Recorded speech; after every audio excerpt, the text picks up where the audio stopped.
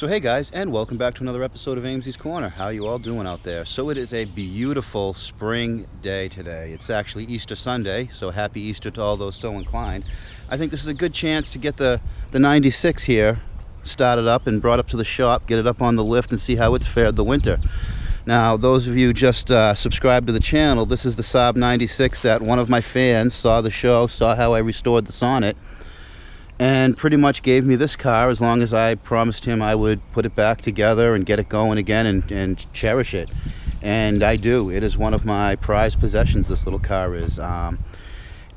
This sat in a yard for 25 or so years, since 1990, I think it was the last sticker on it. Yeah, 1990. This thing sat in one spot. We dragged it out. Me and fellow YouTuber Musty1 dragged this thing out of the cabbage. I brought it back here to the yard on my vacation last year and went right through it and made it run and drive. And it's been a really decent car. It was really rotted out. The rocker panel over here was completely gone, but I rebuilt it, re-welded it together. The floors were all rotted out. I made my own floor panels. So I want to take this up the shop and see just how it's survived the winter. We didn't really do a lot with it since the last time we patched up the rocker over there. So let's get a cold start on it. I don't think it's been probably a good, I think it's been a good month or so since last time I started it. Okay.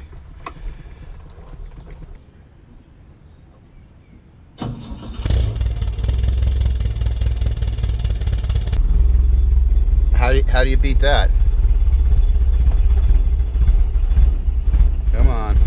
Yeah, there we go. There we go. Boy, the car just wants to run. Just wants to run. Well, all right, boys. I think the first thing we're going to do is we're going to stop over at the local Pay and Spray car wash and get this thing cleaned up. The birds do their thing. The Fallout does its thing. I don't know if it shows on camera, but it's pretty dirty. Fallout from the cedar here, the cedar trees. They're not really a sappy tree, but they are a dusty tree. So yeah, anyways, guys, let's get this thing over to the car wash, give it a scrub-a-dub, and get it back to the shop, put it up on the lift, and see if we can make a list on this project car.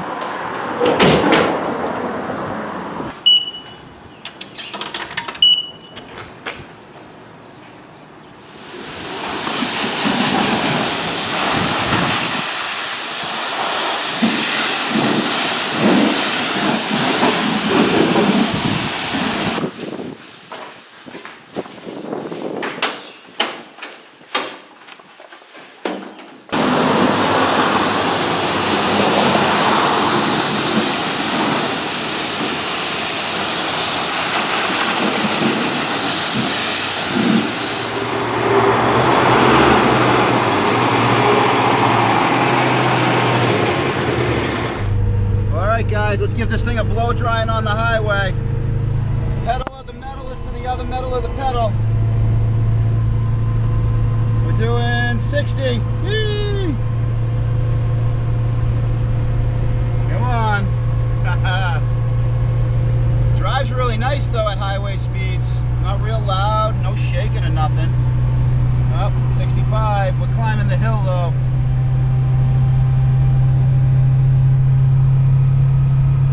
We're up the crest of the hill. 75, come on. Got a little shake in the wheel about coming up on 78, 80. Still floored, still to the boards. Still feels really good though. This is probably because I never balanced the wheels when I put these on. And I'm gonna clutch it now. I don't actually have the freewheel free on this one. I want to be able to use the engine braking, but notice how my speedometer jumps. Gonna need a speedo drive in the tranny. Oh well. Awesome, top speed run there, guys. All right, we'll see you at the shop. Get this thing up on the lift and see just how she fared the winter, but I think it fared pretty well.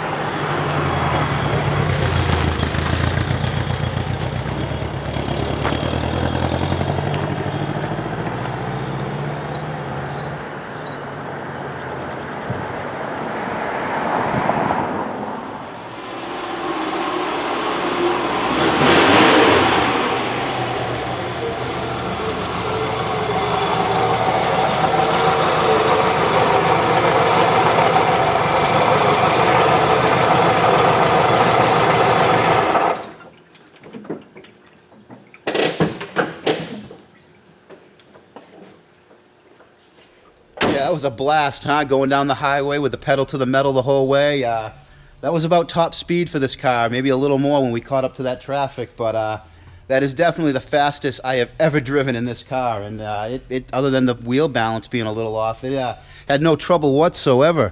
So anyways, yeah, let's get this hood open. Take a look at what's going on under there. I've done nothing to dress up the motor. I've actually done nothing to this car since the last time we saw it in here, other than put gas in it and a few other little details here and there. I do love the clamshell hood. This is where everyone in the live show is gonna see nothing but hood. Sorry guys. And there it is, the 1.7 liter Ford Taunus engine in all its glory. And it is pretty much just like it was pulled out of the weeds, out of the cabbage back last spring, which is pretty close to a year ago right now we got this car. Everything's working great under here. All the lights seem to be working, although I haven't checked them yet this year. Thing isn't really leaking any oil, no noises or nothing. The carburetor's a little finicky. The choke and stuff is a little finicky. Take a look at the interior. Now the interior in this car is in really decent shape.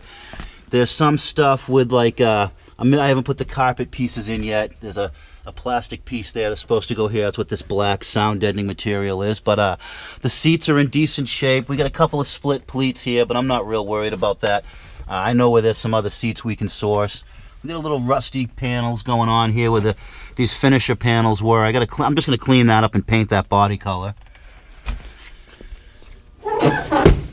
Under the hood, everything's looking good under here. Got the new alternator in there. Got still on the original starter. The original starter still putting up the torque there. I remember when we tried to get this thing running, we really cranked that starter pretty hard, but no troubles there, no problems there. I'm going to actually close up this hood because there's really not much to see under here. Maybe check a little oil.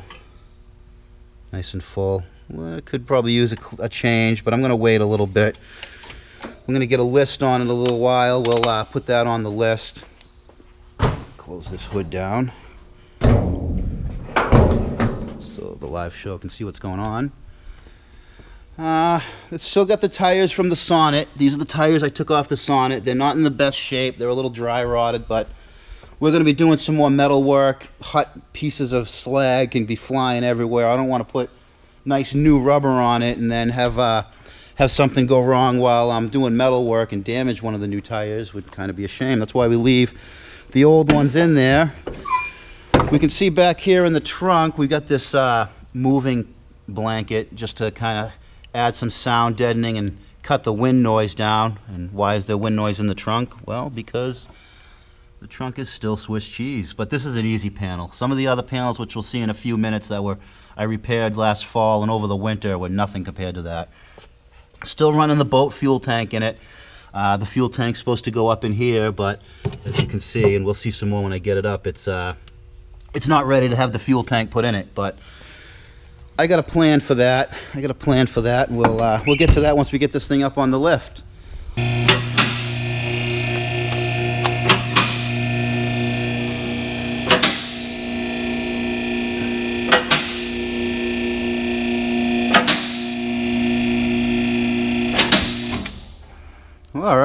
let's see just how this thing held up. Start from the front here. So I did paint this. I found a spray bomb for this car that matches very well the fade of the paint on it. Maybe just a little more Battleship Gray, but I really like that color. I might actually paint the whole car with rattle can spray paint. I'm kind of toying with that idea. Something I've done in the past, but all right, here we have the suspension. New shocks back in 1990, which feel great now, even to this day. We got the brakes that we did all the work to. We rebuilt these calipers. It's the first time I've ever actually rebuilt calipers. We got the kit from Don's Vintage Saabs, and we put all the square cut seals in the right order. And that left one looks good. New brake pads, all still good. I really don't have a lot of miles on this car. Here's that other one that I rebuilt. Still going strong, still stopping well. No pulsations. The pedal feels great. No complaints there. All the tie rods, all the front end ball joints are all tight on this car. The last owner, Glenn, was really good about maintenance on this car, and it really shows. And not only a testament to how well built Saabs were back in the day, but you just take care of something. And you know, I think this car's problem was never maintenance. It was just sat in the wrong spot for too long, and that ate this whole side here. I can't tell if you guys have enough light to tell. Maybe I should probably start from the back, or give me a second, we'll close the door. All right. So, probably the worst spot on this car was back here. I actually have a couple of pictures that I'm going to splice in right now. Sorry about that light. Right there. Take a look at what that looked like before, or actually let it look like when I had it all ripped open to now.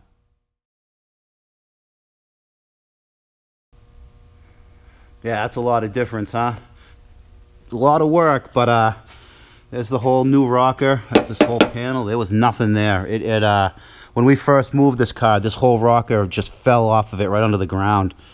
It's probably still in Glenn's yard. And here's up the front where we tied it all in, up around the door hinges and all that. And there's the floor I put in. Some of these welds, for some reason, I couldn't get very good penetration. It's a little globby, but it ain't going anywhere. Still got a little more work to patch these floors in, but they're great for now. And look, I treated that with that acid, and we just used regular cheap spray paint. Look how well that held up. That held up very well. No more rust. It looks like we stopped the rust cold on this one. Still got some more work on this rocker. You can see that's going to be a problem in a couple of years. Not really worried about it. We got a little more metal work here in this corner, but the real problem is this car right now is the trunk, and there we go, you know. But that is just a square panel. There is no having to like make metal bend around corners like with these rockers. There's a lot of angles, a lot of clearance issues with the suspension arms that come around. I had to make all of that. What I use is pieces of cardboard for templates, then translate the templates to metal and cut the metal out with the plasma cutter.